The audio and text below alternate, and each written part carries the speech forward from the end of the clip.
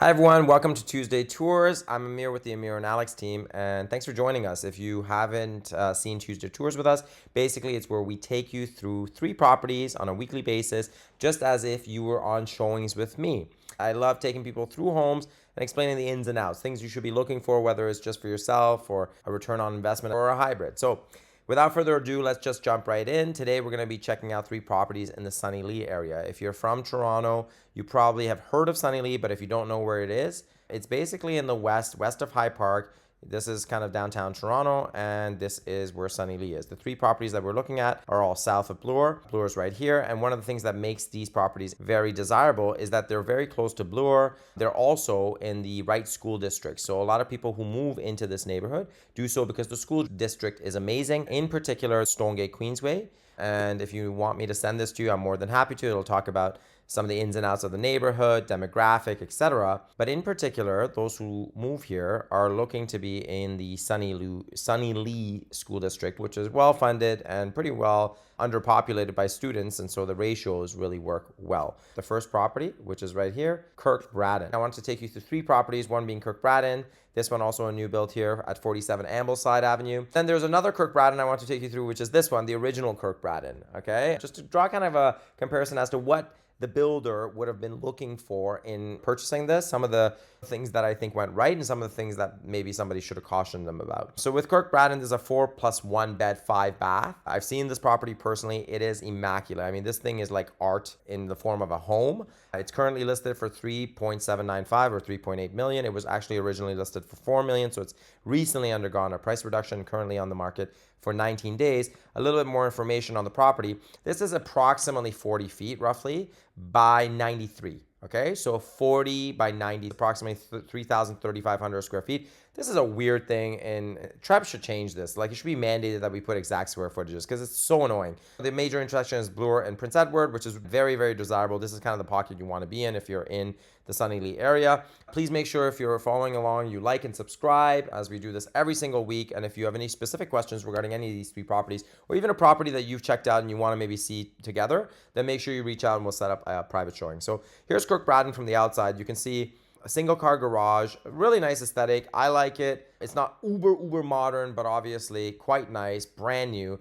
I mean, this is what the house looked like before, okay? So maybe actually we'll go through them together. You see, this is what it looked like before. Maybe the before will help you a little bit. And the before, when you look at it, I mean, this is literally what it looked like. So this was a complete gutter. They totally took it down, okay? And then they're showing you pictures of like trails and stuff. That's nice. Look at that. I wonder if the door came with it.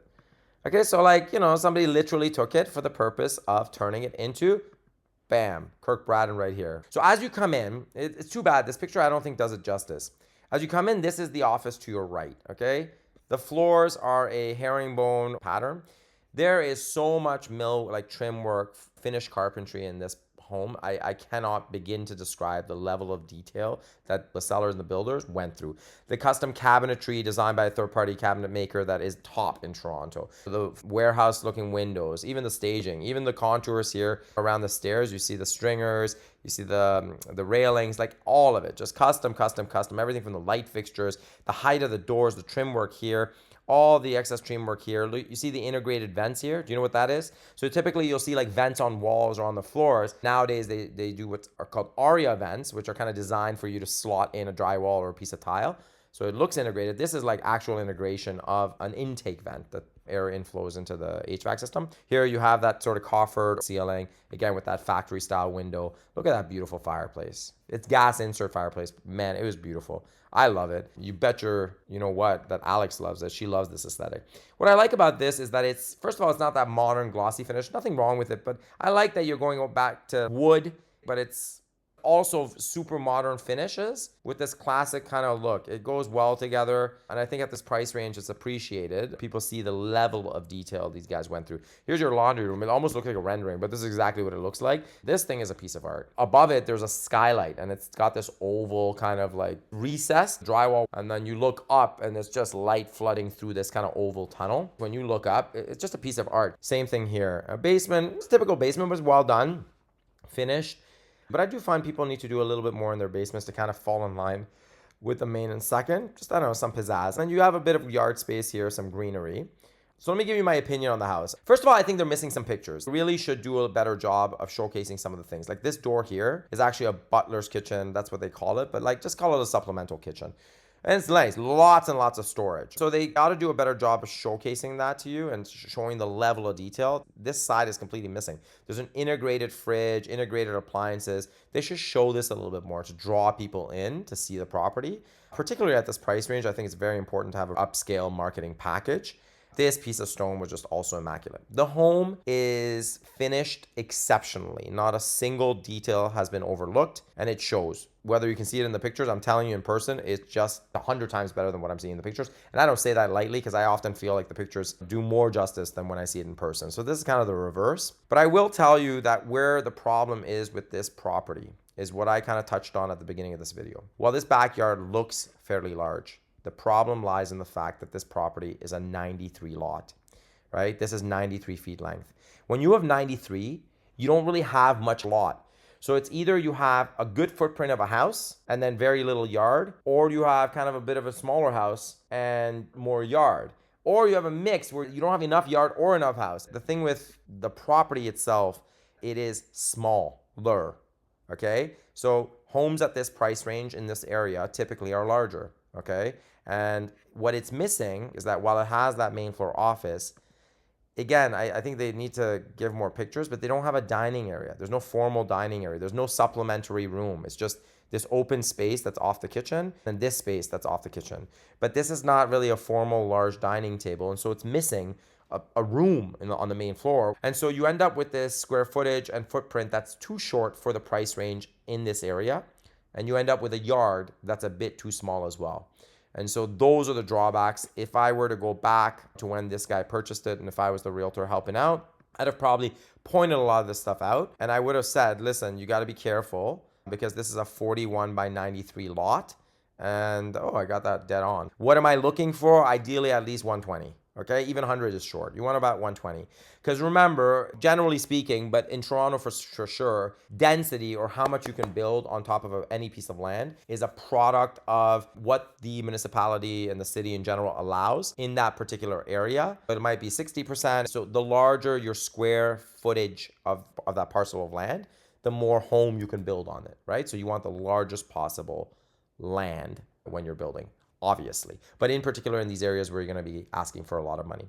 Okay, so with that, let's go to the second property, which is 47 Ambleside. It was listed for 3.1 and sold last year and closed in February. It is a beautiful property. So it's not been built by these sellers, but rather the ones before them. They did a really great job. So let's go through some of the details of this one. It's listed for 2.990. It was actually listed for 3.1 originally. They have since reduced it. Why below 3 million? Because good old Toronto, they've got a luxury tax on anything over 3 million now. So naturally, this will impede some people on their budget. If you can list under 3 million, your likelihood of attracting more buyers is higher, especially those who are very budget conscious in this kind of bracket. And don't be fooled, not everyone in this price bracket is like rich. No, sometimes people just climb the property ladder. They purchased a condo way back when, then they sold and they bought a kind of a home, then they bought an upgraded home, and this might be their forever home. So they're kind of just moving money along. So again, going over the details, this is a 50 by 105. So it is longer than KIRK BRADDEN by approximately 13 feet. I would like to see longer. You'll see the backyard again is not massive, but it is longer. And it is 10 feet wider. It is also between 3,000 to 3,500 square feet. It is a 4-bedroom plus 2. So let's just go through the pictures. Pictures say 1,000 words apparently. So here we go. Here's the 50 lot. You can see it's quite large. This is actually good because sometimes with the 50s, if you have something like 40 and then you have a single car garage, it literally takes up space on your main floor. And you see this. You come in and it kind of like looks like a Tetris block like this. And this is a problem because it's a narrow entryway and the room is smaller. And so you have to be careful when you're building this, builders. You got to make sure you have enough lot frontage to accommodate a garage that's inside the structure. I like it. I like this boxy modern kind of finish. It's got a little bit of character and charm in terms of like old school style. White housey is what I call this. I got my own terms. You got to follow along. Okay. So this home was also really nice. A little bit of a different finish than KIRK BRADDEN. KIRK BRADDEN's kind of like more traditional and lots of custom millwork stuff. Beautiful work with the arches and roundabouts. But this one's more like clean, Scandinave, 2-3 colors in that palette. But a lot of custom millwork here too. Take a look. This is the office on the right when you come in.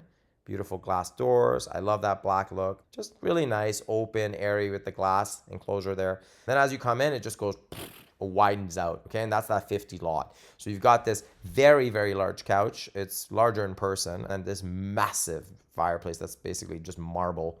Floors are beautiful. Ceilings are very, very high. I'm not sure if you can kind of tell from the scale of all of this. But then when you come in, you can see the speakers inside. Again, custom millwork here with cabinetry that's similar to the one that you saw in the office. You come into the kitchen and it's just like, I mean, it's not, listen, it may not be for you. So I respect if this is not your taste, but I think it's timeless in that it's clean, right? It's not very, very specific. It's 2 colors. If down the line, I don't know, in 15 years or tired, you can reface these cabinets. But it's integrated appliances, high-end appliances, a massive waterfall counter. You can see how big it is. Just look at these stools. There's 4 of them side by side. Loads of counter space, loads of storage. The appliances are high-end. This is also important when you're building at this level and you're at this price range. You want higher-end appliances. Again, a proper dining room, like tucked away in its own little section. Part of the open concept space, but easily fits a very large dining. 8 people, you could probably fit a tenner in there. I just said tenner. I don't know where I got that from. But again, here you can see a big slab, just a stone. It looks like somebody took like something out of a mountain, just carved like a sink out of it with the gold finishes. And then you go up, you've got this. I'm not sure how I feel about that light fixture, but that's easy stuff to change. This looks like a rendering. It isn't. This is just really good work in terms of like creating these little slits so that the curtains are tucked in and seamless. That's what they call it. Then you've got this inset ceiling. You got plenty of space. You got your king bed. You know, you got your side tables, and then you got a little space over there. Then you got your walk-in closet with an area for makeup, which I know my wife absolutely loves and has always wanted. This is your his and her sink, a bedroom that apparently you're going to do some cross-training in.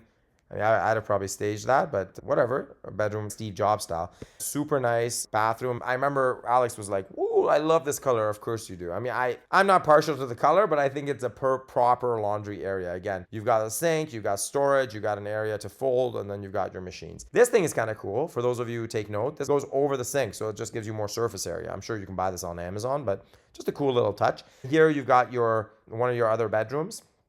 Similar style sinks, different colors. You'll see in the other bathroom, they have a different color.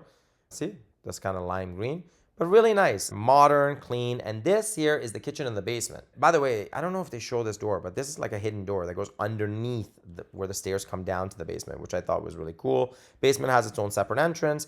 And this is what you see in the basement. Fireplace, living area, another bathroom. This is your yard. You've got your covered area, which is very popular in this area. Then you've got the grass. So again, it's not massive, but you've got your grass, you've got your deck. It's fine. For someone who's looking to put a large pool in, this picture is a bit deceiving. It's a 103, so you may not be able to necessarily do that in terms of putting a huge pool, etc.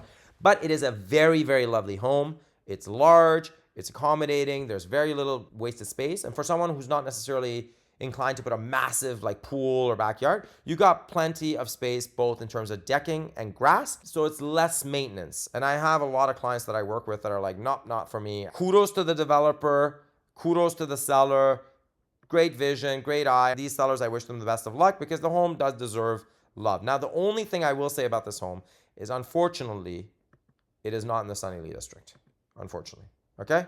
It's on the other side. If you're an investor and you're purchasing this for the sake of building, much like KIRK BRADDEN, you need to be mindful of this, right? Sunny Lee's got that kind of like, oh, we're in Sunny Lee, you know? So just letting you know, that's the reputation. Anyway, if you guys have any questions about any of these properties or properties that you may have seen, let us know. And make sure to like, subscribe, and follow. We publish these Tuesday tours every week, and we really appreciate your support. Thank you.